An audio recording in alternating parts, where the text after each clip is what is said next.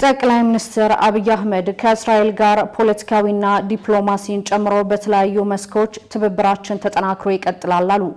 የእስራኤል የውጭ ጉዳይ ሚኒስትር ጌዲዮን ሳር በኢትዮጵያ ይፋዊ የስራ ጉብኝት ለማድረግ በትናንትናው ዕለት አዲስ አበባ የገቡ ሲሆን ቦሌ ዓለም አቀፍ አየር ማረፊያ ሲደርሱ የውጭ ጉዳይ ሚኒስትር ዴኤታ አምባሳደር ብርሃኑ ጸጋዬ አቀባበል አድርገውላቸውም ነበር። በትናንትናው ዕለት ታዲያ የእስራኤል የውጭ ጉዳይ ሚኒስትሩ ከጠቅላይ ሚኒስትር ዶክተር አብይ አህመድ እንዲሁም ከውጭ ጉዳይ ሚኒስትር ጌዲዮን ጢሞቴዎስ ጋር በተለያዩ ጉዳዮች ላይ ውይይት ማድረጋቸውም ተገልጿል። ይህንንም ተከትሎ ጠቅላይ ሚኒስትር ዶክተር አብይ አህመድ ማምሻቸውን በማህበራዊ የትስስር ገጻቸው ላይ መልእክታቸውን አስተላልፈዋል። ጠቅላይ ሚኒስትሩ በጽሁፋቸው በኢትዮጵያ ጉብኝት በማድረግ ላይ ካሉት የእስራኤል የውጭ ጉዳይ ሚኒስትር ጌዲዮን ሳር ጋር በኢትዮጵያ እና እስራኤል ግንኙነት ላይ ፍሬያማ ውይይት አካሂደናል ብለዋል። ሁለቱ ሀገሮቻችን በታሪክ ስረ መሰረት ላይ የተገነቡ ረዥም ዘመን የቆዩ ግንኙነታቸው ዛሬም ቀጥለዋል በማለት የገለጹ ሲሆን ዛሬ ትብብራችን በኢኮኖሚያዊ፣ በፖለቲካዊ፣ በዲፕሎማሲያዊ፣ በማህበራዊና በሌሎች መስኮች ላይ ተጠናክሮ ቀጥሏል ብለዋል።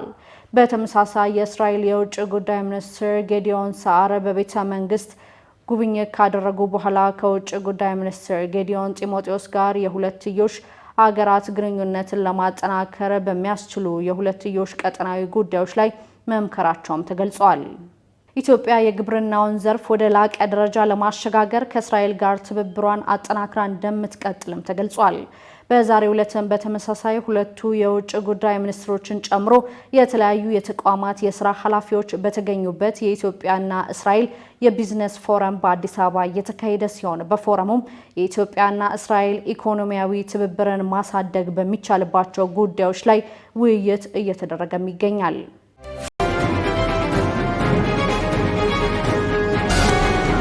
ሳልሳዊ ወያኔ ትግራይ በዶክተር ደብረጽዮን የሚመራው የህወሓት ቡድን የፕሪቶሪያውን የግጭት ማቆም ስምምነት እንዲፈርስ እየሰራ ይገኛል ሲል ከሰሰ።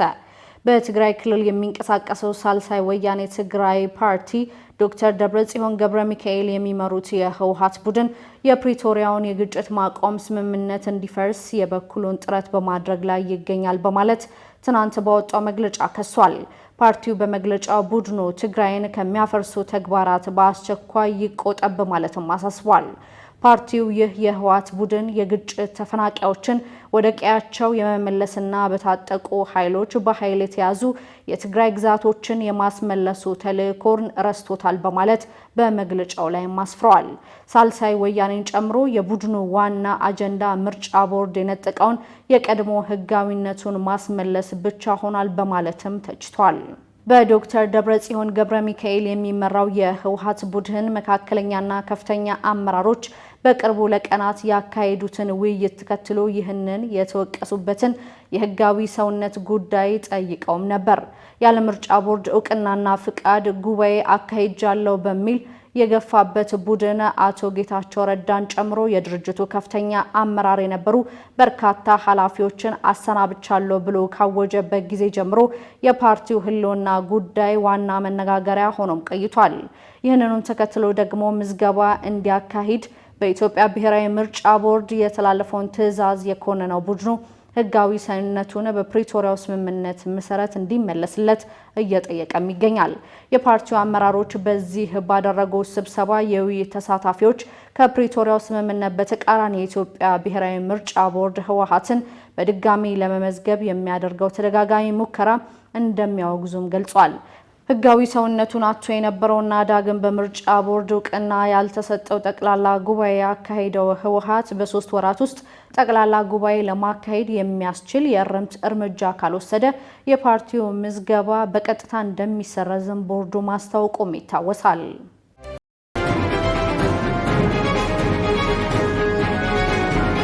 ከጅቡቲ እየታፈሱ ያሉ ኢትዮጵያውያን የመብት ጥሰት እንዳይፈጸምባቸው ተጠየቀ።